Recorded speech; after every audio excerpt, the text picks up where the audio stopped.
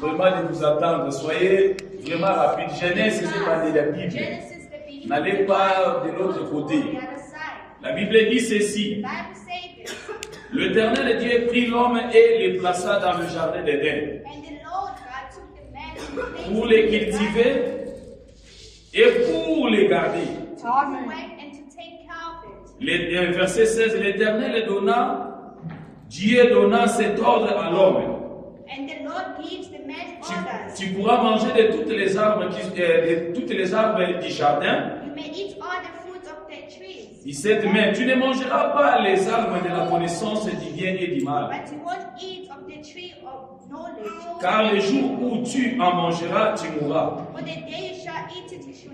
18, l'Éternel Dieu dit, il n'est pas bon que l'homme soit seul, je lui ferai un aide semblable à lui.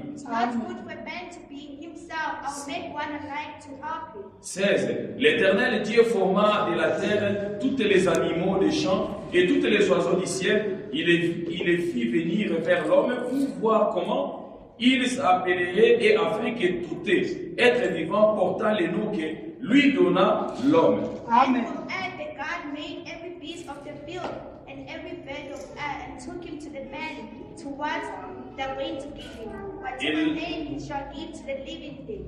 Et l'homme donna des noms à toutes les bétails, aux oiseaux du ciel, à tous les animaux du champ. Mais pour l'homme, il ne trouva point un tête semblable à lui.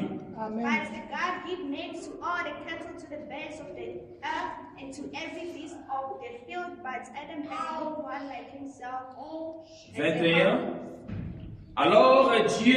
Alors l'Éternel Dieu fit tomber un profond sommeil sur l'homme qui s'endormit. Il prit une de ses côtes et ferma la chair à sa place. And the Lord God sent a deep sleep on the man and took one of the bones of the side, while he was sleeping, joining up the flesh again in its place. 22. L'Éternel Dieu forma une femme de la côte qu'il avait pris de l'homme et l'amena vers l'homme. And the bone when the Lord had taken from the man, he made into a woman and took him to the man. 23. Et l'homme dit, voici cette fois-ci, celle qui est os de mes os, chair de ma chair, on l'appellera femme parce qu'elle était prise de l'homme. And the man said, this is now the bone of my bone, flesh of my flesh. Let her name be woman, because she was taken out of the man. Le verset 24, la Bible dit, c'est pourquoi l'homme quittera son père et sa mère et s'attachera à sa femme et ils deviendront une seule chair. For this reason will a man go away from his father and mother and be joined to his wife, and they will be one flesh. Pour terminer notre lecture, la Bible nous dit encore dans le verset 25, l'homme et sa femme étaient tous des nus, ils n'avaient point honte. Verse 25, and the man and his wife were without clothing, and they had no sense of shame. Oh Dieu de gloire, je connais absolument rien. Descends et manifester ta parole. Venez toi-même le grand pasteur de tous les siècles. Que tu puisses transmettre la vie dans la vie de tes enfants. Manifester ta puissance au milieu de nous. Écarte-moi de la scène, ô Dieu. Viens parler de ta part, ô Dieu. Tous les esprits qui ne confessent pas ton seigneurie, peu importe la nature et motivation, qu'ils soient loin de nous au nom puissant du Seigneur Jésus-Christ. Domine celle, guide celle, au nom puissant du Seigneur Jésus-Christ. Toi l'aidé de l'Alliance, toi l'aidé d'Israël, toi l'aidé de Joseph. Aujourd'hui, tu es devenu le Dieu de Shadrach. C'est pour cela que nous t'invitons maintenant que tu puisses entrer en scène, afin que tu puisses manifester ta puissance au milieu de nous. C'est ça que nous voulons dans cet endroit. Au nom puissant du Seigneur Jésus-Christ, j'ai ainsi prié. Amen. Est-ce que nous pouvons parler fortement pour le Seigneur?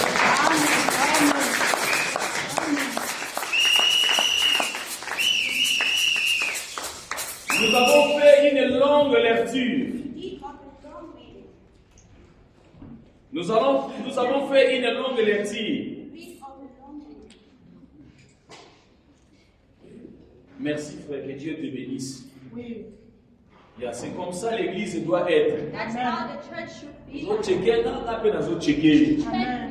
Surtout à ce qui concerne la recommandation. Amen. Il y a un checker qui est là, c'est aux autres checker dans ma cambo, il y a le signe éternel.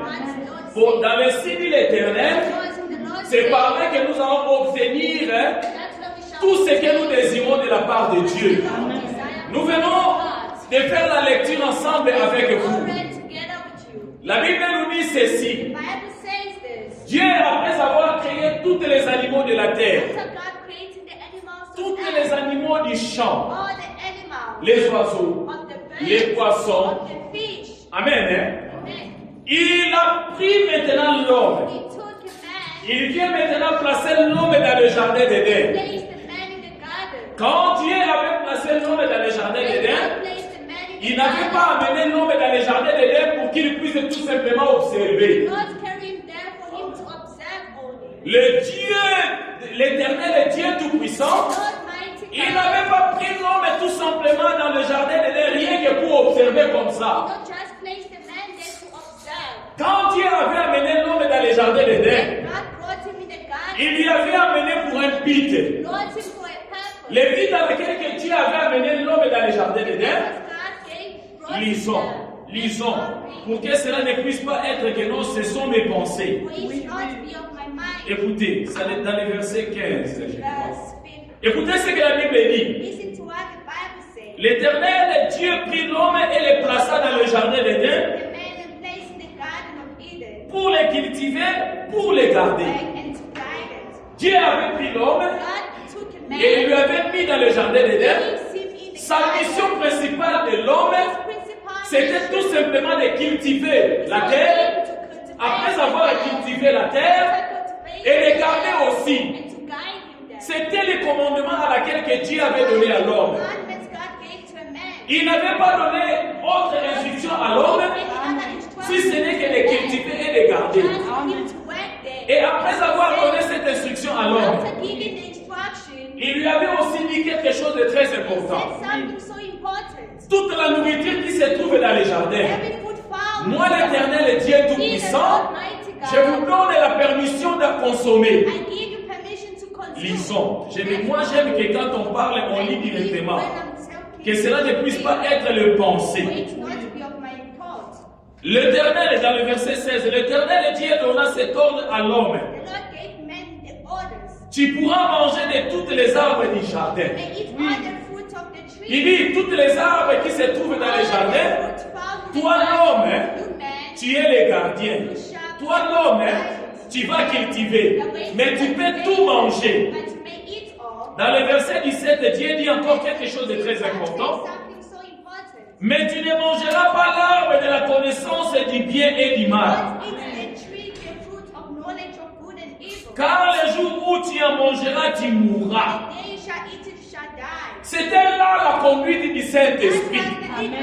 C'était là de la manière que Dieu avait donné l'homme les instructions à suivre. Dieu n'est pas allé aux quatre chemins. Dieu a donné la responsabilité, une grande responsabilité à l'homme. En d'autres termes, l'homme était un grand gérant. Il pouvait tout faire. Mais malgré que Dieu avait donné la responsabilité à l'homme, mais il y avait aussi ce qu'on appelle les interdits. Ma soeur, mon frère, si vous voulez croître dans la vie spirituelle, vous devez connaître les interdits de Dieu. Ne servez pas tout simplement Dieu de la manière que toi tu veux. Dieu peut te choisir. Dieu peut te mandater. Dieu peut t'appeler mon fils. Mais tu dois connaître aussi que Dieu a aussi des interdits. Il peut te donner la possibilité, il peut te donner le droit de tout faire. Mais tu dois aussi connaître les interdits. En connaissant aussi les interdits, tu dois aussi être obéissant à Dieu. Parce que quand Dieu te donne une responsabilité, il doit aussi te dire, tu dois faire ça, mais tu ne devais pas aussi faire ça. La chose que les chrétiens d'aujourd'hui oublient, ils sont devenus des chrétiens, mais ils se permettent à tout. Quel genre de chrétien que nous sommes? Vous avez remarqué qu'un chrétien, qu'il vient à l'église, qui écoute la parole de Dieu chaque jour. Mais, si vous essayez de regarder sa vie ressemble comme aux gens qui ne fréquentent même pas l'église. Quel genre de chrétien que nous sommes? Comment est-ce qu'on peut taper la poitrine et dire que nous sommes des chrétiens?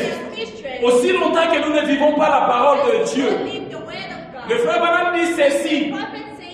Comment est-ce que le non-chrétien est sorti? Parce qu'ils ont vu les gens qui vivaient de l'autre côté-là. Ils vivaient comme Christ. Leur vie était semblable à Christ. Mais laissez-moi maintenant de te poser la question de savoir. Ta vie est semblable à Christ? Ou bien tu es un hypocrite et bien formé? Aujourd'hui dans l'église, nous avons que des hypocrites et des hypocrites. Les gens qui prétendent être des chrétiens, mais en réalité, ils ne sont pas des chrétiens. Parce qu'ici, Dieu a donné à l'homme la responsabilité. Il lui a dit, je te permets de tout faire. Mais il y a aussi des interdits. Malgré que tu as le pouvoir de tout faire. Mais moi, Dieu, je te dis, tu feras ça, tu ne feras pas ça. Ça continue encore jusqu'aujourd'hui. Ne plus que d'être chrétien, cela ne vous permet pas de le faire de n'importe comment. C'est la raison pour laquelle le mal est descendu sur la terre. L'homme, Dieu au commencement, lorsqu'il avait créé l'homme, il avait créé l'homme afin que l'homme puisse vivre éternellement. Lorsque Dieu avait créé l'homme, il avait créé l'homme afin que l'homme ne puisse pas tomber malade. Quand Dieu avait créé l'homme, il avait créé l'homme afin que l'homme ne puisse pas manquer. C'est la raison pour laquelle il avait dit à l'homme, je te permets de tout faire. Est-ce que c'est la vie à laquelle que nous vivons aujourd'hui? Nous sommes en train de vivre contrairement. Parce que l'homme n'a pas voulu suivre ce que Dieu avait dit. Lisons la parole. Lisons la parole. Oh, lisons la parole. J'aime la parole. Amen.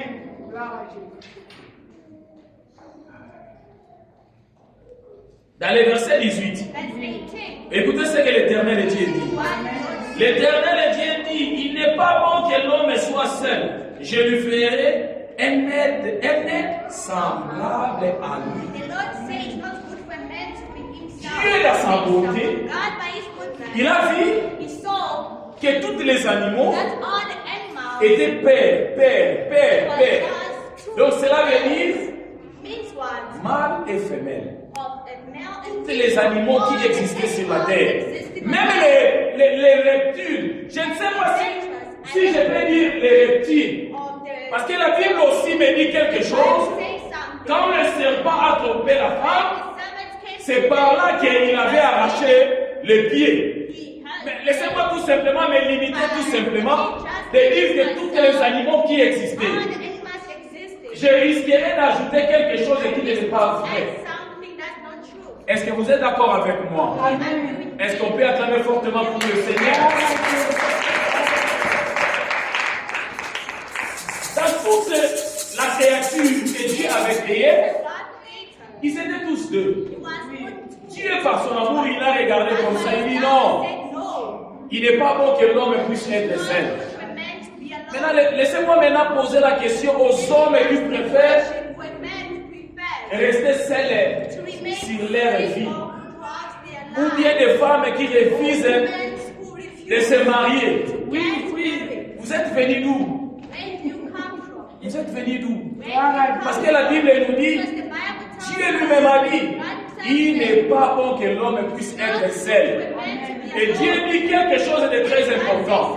Il faut que je puisse faire un aide semblable.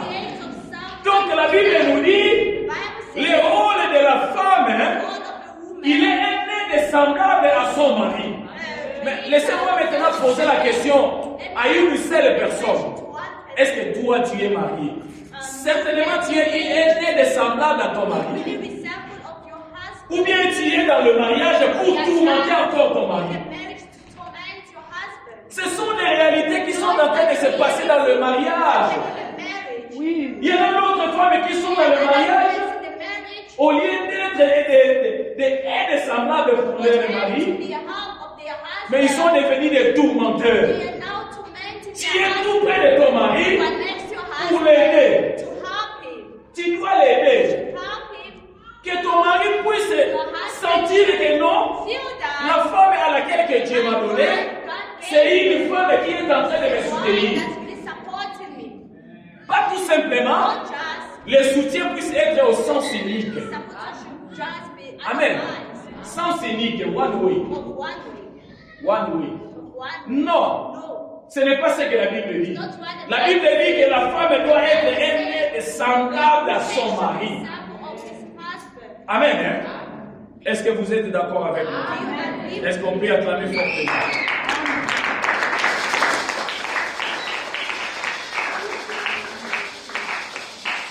Écoutez, dans le verset 19, l'Éternel Dieu forma de la terre tous les animaux des champs, tous les oiseaux du ciel, il les fit venir vers l'homme pour voir comment il les appellerait et afin de tout être vivant portant les noms que lui donnerait l'homme. And from God gave the beasts of field for every bird of the earth, and took him to a man to see what name he's going to give them. And whatever name he shall give to the living thing, that's what it's going to be called. S'il y a une personne qui sait donner la responsabilité, c'est Dieu. Amen. Dieu a créé l'humanité tout seul, sans l'aide de personne. Mais quand il est venu l'heure de nommer tous les êtres vivants qui étaient sur la surface de la terre, il donne maintenant la responsabilité à l'homme. Amen. Quand Dieu aime une personne, il lui responsabilise. Quand il responsabilise une personne, Dieu s'écarte. Il se met de côté. Il observe maintenant la responsabilité à laquelle il a donnée à l'homme, de quelle manière il va agir. Parce que la Bible dit, Dieu, après avoir formé tous les animaux sur les champs, même dans le ciel, il a fait venir tous les animaux. La Bible dit, il regardait comment l'homme allait les nommer. Donc, en d'autres termes, Dieu ne se souciait de rien. Il savait que toutes les capacités à laquelle il a mis en l'homme, l'homme sera capable de les nommer un à un.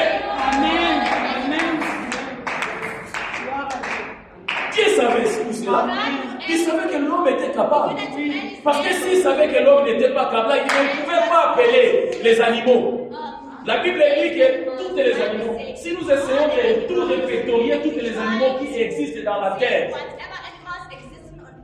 nous finirons peut-être de sortir dans cet endroit même le soir. Mais Dieu le faisait passer 2 à 2. 2 à 2. Quand les lions passent, lion. Dieu dit, ok. Quand les antilopes passent, il dit, les antilopes. Ok. Girafe, girafe. Ok. Dieu a approuvé tout ce que l'homme avait fait. Oh, c'était la responsabilité que Dieu avait donnée à l'homme. Amen. Quand Dieu donne une personne une responsabilité, il est là tout près, il est en train d'observer. C'est pour cela, mes frères et sœurs, on a français ou bien à l'ingala. Peut-être à l'ingala, on comprend. Il faut